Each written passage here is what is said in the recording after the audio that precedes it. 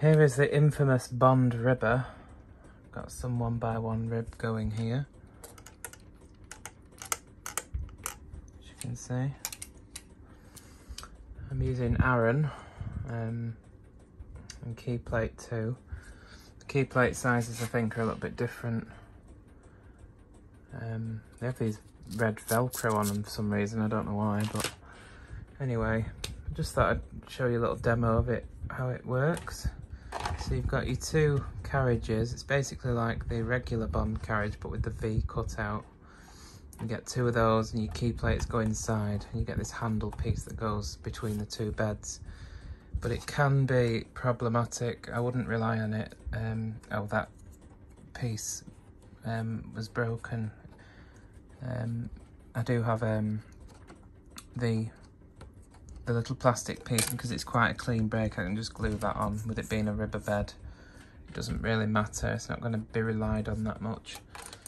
But anyway, yeah, you have to set it on these clamps. See if I can show you what they look like.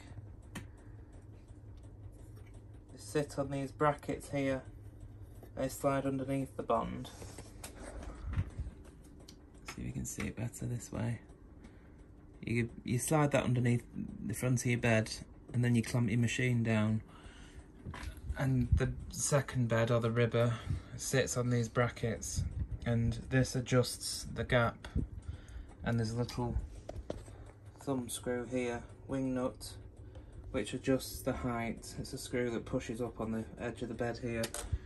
But it has to be lined up very, very carefully, otherwise it won't work at all.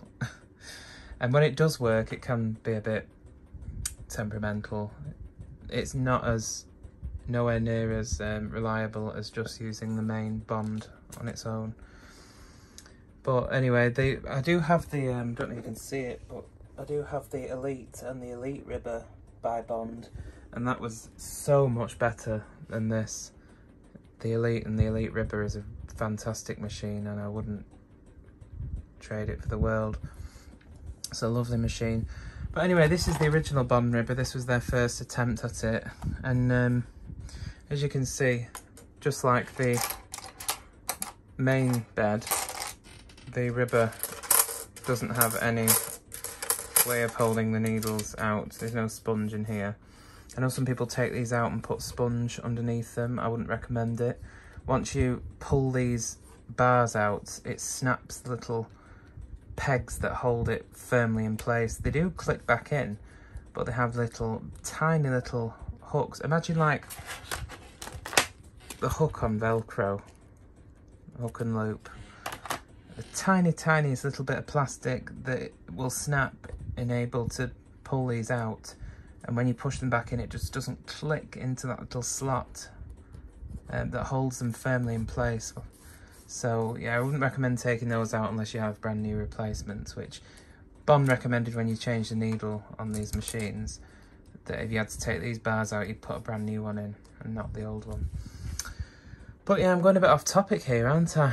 Right, let's have a bit of a demo with this ribber. It probably all fall off the machine now. But you can have, there's duplicate slots. You can have the yarn at the front like that, or the yarn at the back. It doesn't matter. Whatever you find works better. And let's see if this will carry on working for me.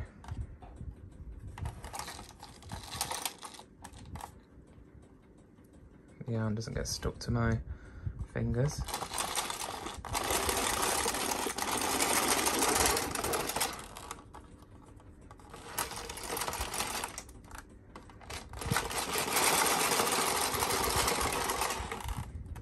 You have to pull down on the hem of every couple of rows.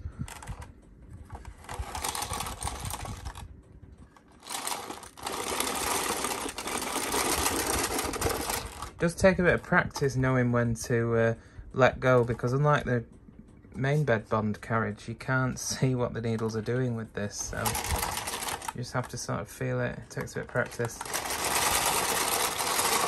I figured maybe not many of you had seen these machines in action before, so